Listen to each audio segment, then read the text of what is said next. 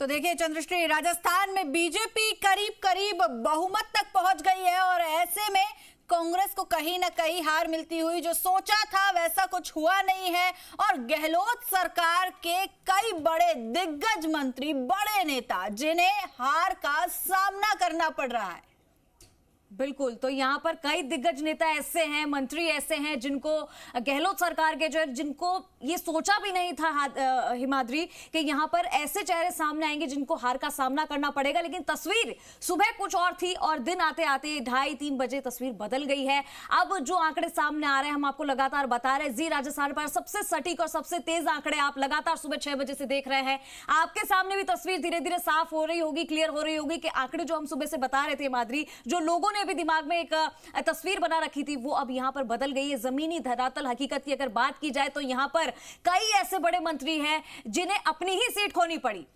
बिल्कुल, और देखिए ये 12 तस्वीरें टेलीविजन स्क्रीन पर जो दिख रही हैं, ये वो तस्वीरें हैं जो कांग्रेस के बड़े और दिग्गज नेता माने जाते थे, जिन्हें हार का सामना करना पड़ा। तो ये तस्वीरें हम आपको दिखा दें, ये वो तस्वीरें हैं जो बड़े नेता, प्रताप सिंह खाचरियावास की इसमें तस्वीर है जिन्हें हार का सामना करना पड़ा सिविल लाइन से गोपाल शर्मा के आगे। और ऐसे में तमाम ये वो दिग्गज नेता हैं जो कि हार गए हैं। दिव्या मदेरणा हारी हैं, कद्दावर नेता मानी जाती हैं। और देखिए ये तमाम, बीडी कल्ला हार चुके हैं, इंद्राज गुर्जर, कई ऐसे बड़े नाम जो कि हारे हैं या अभी भी देखिए काउंटिंग जारी है। और ऐसे में ये वो नाम है जो अभी भी पीछे चल रहे हैं। बड़ी खबर इस वक्त आपको बता दें, इसी बीच आ रही है। जयपुर जिले की 19 विधानसभा सीट की यह तस्वीर साफ हो गई है। जयपुर जिले की 19 विधानसभा सीटों की तस्वीर साफ हो रही है। इसमें से 13 सीट पर बीजेपी ने जमा लिया है अपना कब्जा। 6 विधानसभा सीट पर कांग्रेस ने जीत दर्ज की है। मैं तो यहाँ पर देखिए आंकड़े बदल गए हैं हिमाद्री। बिल्कुल, तो देखिए बड़ी खबर, 19 में से 13 सीटों पर बीजेपी काबिज हो चुकी है। और ऐसे में कई बड़े बड़े दिग्गजों को हार का सामना करना पड़ा है। सिविल लाइंस की बात करें तो प्रताप सिंह खाचरियावास को हार का सामना करना पड़ा। रामगंज मंडी से भाजपा के मदन विजयी हुए हैं और साथ ही साथ अगर आगामी विद्याधर की बात की जाए, दिया कुमारी विजयी हुई है। और देखिए ये वो तस्वीर है। और पाली से भी माधुरी कांग्रेस के भीमराज भाटी जीत गए हैं। ये देखिए लगातार हम रुझान बता रहे हैं, भाजपा के ज्ञानचंद पारख को हरा दिया है उन्होंने। यहाँ पर देखिए समीकरण बदलते नजर आ रहे हैं। कुछ देर पहले हम यही बात कर रहे थे कि पाली जिस तरह से भाजपा का गढ़ माना जाता है, और ऐसे में भाजपा के गढ़ में सेंध हुई है। ज्ञानचंद पारख को हार का सामना करना पड़ा है और भीमचंद भाटी जीते हैं। ठीक है, हमारी सहयोगी खुशबू लगातार हमारे साथ जुड़ी हुई है, पल पल की अपडेट्स दे रही है। ओवर टू यू खुशबू। बिल्कुल, बहुत बहुत शुक्रिया। जाहिर तौर पर देखा जा रहा है पाली जो है, पाली में हार का सामना करना पड़ा, जो कि भाजपा का गढ़ कहा जाता है। नहीं देखिए, जिले वाइज नहीं है, बाकी मैं समझता हूँ पाली में हम ठीक जीते हैं, राजसमंद में ठीक जीते हैं। अगर हम रीजन वाइज बात करें तो राजस्थान के लगभग सभी रीजन में हम बहुत अच्छा प्रदर्शन भारतीय जनता पार्टी ने किया है। और देखिए कि सामान्यतः ऐसा माना जाता है कि अल्पसंख्यक वर्ग जो है भारतीय जनता पार्टी से विरुद्ध में है। राजस्थान की जो सबसे बड़ी अल्पसंख्यकों की सीट है वो है कामा, वहाँ भारतीय जनता पार्टी जीती है। और अगर केवल कामा को भी छोड़ दे तो हम पूरे मेवात बेल्ट के अंदर हम जीते हैं। तो मुझे लगता है कि ये सभी 36 कौमों की तरफ से जो भारतीय जनता पार्टी को सपोर्ट मिला है और उसी के कारण से आज हम ये 115। खुशबू, पाली का सवाल लीजिए, पाली की बात कीजिए। ज्ञानचंद पारख 5 बार से विधायक थे और इस बार जनता ने नकार दिया। बिल्कुल, ये पाली का सवाल मैं जरूर लूंगी। जाहिर तौर पर आप वरिष्ठ पत्रकार हैं, आपने कई सारे चुनाव देखे हैं। पाली जो कि भाजपा का गढ़ कहा जाता है, वहां पर हार को कैसे आप देख रहे हैं? देखिए, पाली जो पारख साहब हैं, ज्ञानचंद जी पारख, वो पिछले 6 बार के विधायक हैं, 5 बार के विधायक हैं। और उनका बहुत ही जो है बहुत प्रभावशाली नेता है। और पाली जिले की पाली की सीट एक ऐसी सीट है जो जिस सीट पर जैन समुदाय का आधिपत्य रहता है। और उनके पहले जो विधायक रहे वो बहुत लंबे समय तक मूलचंद जी डागा थे और वो सांसद भी रहे और काफ़ी लोकप्रिय थे।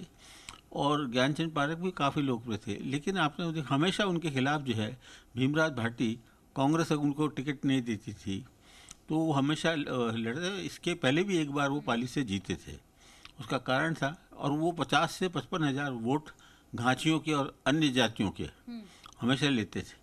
इस बार उनको जो थोड़ा सा अतिरिक्त समर्थन मिल गया, इसी का कारण था कि वो ज्ञानचंद जी पारख के वर्चस्व को उन्होंने ख़त्म कर दिया। और दूसरा सवाल मेरा ये है कि देखिए, आप ये देख रहे हैं कि जयपुर में 19 विधानसभा, उसमें से 13 बीजेपी के खाते में गई है, 6 कांग्रेस। तो आप कैसे देख रहे हैं इसे कि ये जो है, जहां पर इतना दमखम दिखाया जा रहा था, यहाँ पर सारे दिग्गज रहते हैं, दिग्गज पूरी ताकत अपनी झोंक रहे थे, बावजूद इसके कांग्रेस की ऐसी हाल।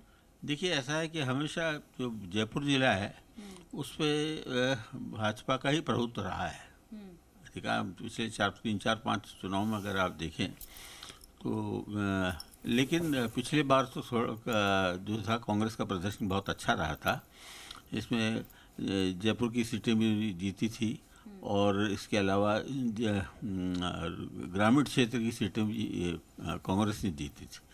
लेकिन इस बार उन्हीं वो सामने दिख रहा था। उसका कारण ये था कि जो सरकारी कार्यक्रम जो चले उसका प्रभावी ढंग से कोई मतलब क्रियान्वयन नहीं हो पाया था।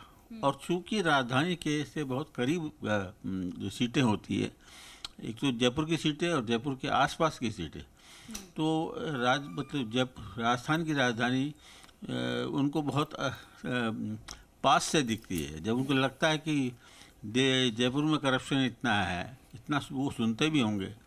जो राजतंत्र के अंदर जो भ्रष्टाचार है वो कांग्रेस को ले डूबा। बिल्कुल, सवाल ये उठ रहा है कि कांग्रेस में जो भ्रष्टाचार है वो कांग्रेस को ले डूबा।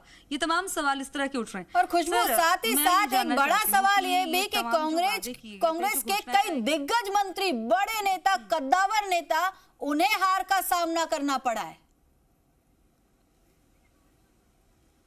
बिल्कुल, ये सवाल मैं जरूर लूंगी जब यहाँ पर कांग्रेस के प्रवक्ता जैसे ही आएंगे, मैं उनसे ये सवाल जरूर लूंगी। और चलिए इस बीच खुशबू रोकना चाहूंगी, बड़ी खबर आ रही है। मुख्यमंत्री अशोक गहलोत का जनादेश के बाद ट्वीट सामने आया है। सीएम गहलोत ने ट्वीट किया है, कहा है राजस्थान की जनता के जनादेश को विनम्रता पूर्वक स्वीकार करते हैं। बिल्कुल, तो ये सभी के लिए एक अप्रत्याशित परिणाम है। ये अशोक गहलोत ने ट्वीट किया है, ये हार दिखाती है कि हम अपनी योजनाओं और कानूनों और नवाचारों को जनता तक पहुंचाने में पूरी तरीके से कामयाब नहीं रहे हैं। तो यहाँ पर अशोक गहलोत ने ट्वीट कर दिया है जनादेश को। और साथ ही चंद्रश्री कहा है कि मैं नई सरकार को शुभकामनाएं देता हूं। मेरी उनको सलाह है कि हम काम करने के बावजूद कामयाब नहीं हुए, इसका मतलब ये नहीं कि वो सरकार में आने के बाद काम ही ना करें। ओपीएस, चिरंजीवी सहित तमाम योजनाओं को नई सरकार आगे बढ़ाए, ये कहना है मुख्यमंत्री अशोक गहलोत का। और साथ ही सभी कांग्रेस कार्यकर्ताओं का धन्यवाद भी मुख्यमंत्री ने दिया। तो देखिए, ये ट्वीट करके उन्होंने जो सरकार बन रही उसे शुभकामनाएं भी दी और साथ ही ट्वीट करके कहीं ना कहीं सीएम अशोक गहलोत ने ये दुख भी व्यक्त किया है। यहाँ पर उन्होंने ये कहा कि राजस्थान की जनता के जनादेश को विनम्रता पूर्वक स्वीकार करते हैं, लेकिन उन्होंने दबे शब्दों से ये कह दिया है कि हमने इतनी घोषणाएं की हिमाद्री राजस्थान की जनता को